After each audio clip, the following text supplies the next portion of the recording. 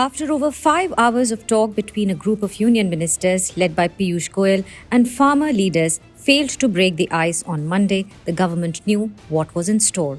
And preparations were being made for it all the while, even as talks were underway in Chandigarh. Prohibitory orders under Section 144 of IPC were imposed in Delhi and neighbouring districts. Hundreds of cranes rinsed the capital with metal and cement barricades and barbed wires. Even shipping containers doubled up as barriers to halt the flow of people into Delhi. It also put commuters in a fix. By Tuesday evening, hundreds of Punjab farmers had arrived at Delhi's doorstep, and as many were on their way. It's the Farmers' Protest 2.0. Over 2 years after they forced the BJP-led central government to repeal 3 farm laws, farmers are back with a list of unfulfilled demands. 2 key unions, Kisan Mazdoor Morcha or KMM and Samyukta Kisan Morcha, non-political, are taking part in this protest. Together, they claim the support of over 300 unions. Samyukta Kisan Morcha, non-political, is a breakaway faction of Samyukta Kisan Morcha, which had floated a political outfit recently. These unions want legal guarantee of minimum support price or MSP for all the crops. They also want that the prices of crops should be set on the lines of MS Swaminathan report. A legally binding MSP will mean that no one can purchase farm produce below the MSP, and doing so would be punishable under the law. Currently, the government provides MSP for 23 crops, but most of the crop procurement largely happens only in wheat and rice produce, since they are the primary food grains distributed under the government's public distribution system. Besides demanding a legal guarantee, the farmers are also asking for an increase in the MSP to at least 50% above the weighted average cost of production.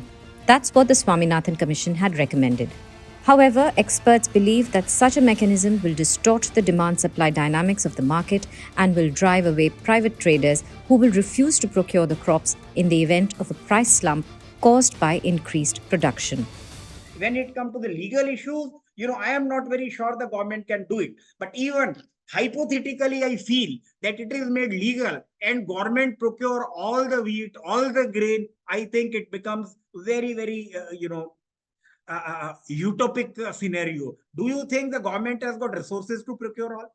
If you think it has got resources, does the government has got resources to carry it over the storage, which does not, route in the storage of the, Food Corporation of India? And does the government can give this directly to those who are the needy without any leakages? It is absolutely an utopic idea, in my opinion. Economists believe it would be better to offer income support to farmers instead of price support because it could influence their production decisions. They may choose to oversupply some crops and undersupply the other without factoring in the market conditions. It will also put an extra burden on the government exchequer and prevent competitive pricing for exports.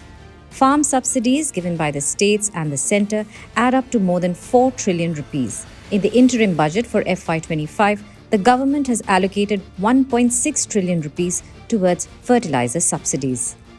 CSC Shekhar, professor of economics at the Institute of Economic Growth, told Business Standard that declaring MSP without ensuring effective procurement would be meaningless. According to Shekhar's analysis, the government can only procure as much as 30% of the production due to storage constraints, necessitating the rest to be absorbed by the market. So is there any alternative to MSP? Legalizing of MSP is not a very conducive solution. Then that is the big reason behind this is that it is declared in 22 commodities. 22 commodities constitute almost more than 80% of the total agriculture produce of cereals and food grains in the country. Now, these commodities are grown in heterogeneous and various varied conditions, varied crop climatic condition, varied places. The spread is huge. The country is large. There are multiple mandis, there are multiple trading places. All these makes enforcement of MSP legally a very difficult process. But is there a way out? Yes, definitely there is a way out to ensure that farmers get a price which is equivalent of MSP and may not be only through the markets, which is market is the best option to give you a better price. If not to the market, then some other mechanism, maybe a price deficiency system or maybe an income support system, which can supplement the MSP, which several experts are also talking about.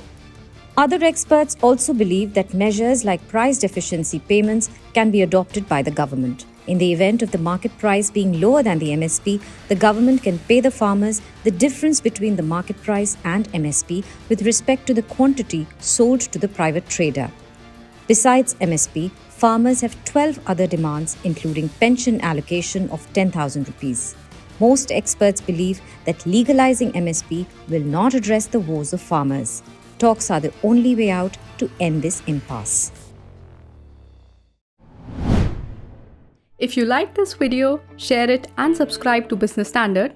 For more news, views and insights, log on to www.business-standard.com. Do also follow us on YouTube, Twitter, Facebook, Instagram, Telegram and LinkedIn. She's working her way to the corner office. Business Standard.